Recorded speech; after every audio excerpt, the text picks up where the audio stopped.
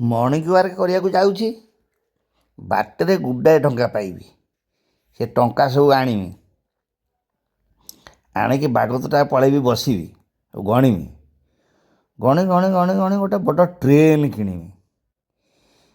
Train ଚାଲିବ ସିଧା ଭୁବନେଶ୍ୱରରୁ ବମ୍ବେ, କଲିକତା, ମାଡ୍ରାସ, ହାଇଦ୍ରାବାଦ, ଯୁଆଡ଼େ ପାରି ସାଡ଼େ। ଗୁଡ଼ାଏ ଟଙ୍କା ରୋଜଗାର ହେବ। ଗୁଡ଼ାଏ ଟଙ୍କା ରୋଜଗାର ହେଲା ପରେ ଗୋଟେ ଉଡ଼ାଜାହାଜ କିଣିବି। ଉଡ଼ାଜାହାଜରେ କିଣିକିରି ଖାଲି ଉପରେ ଉପରେ ଉଡ଼ିବି।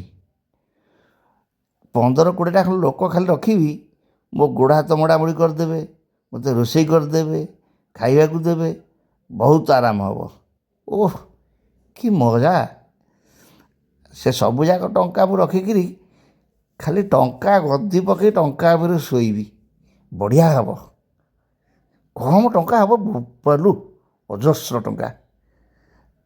ତାପରେ ତ ଗଲା ମଜା। ହଁ ଯାଉଛି ଯାଉଛି ଯାଉଛି।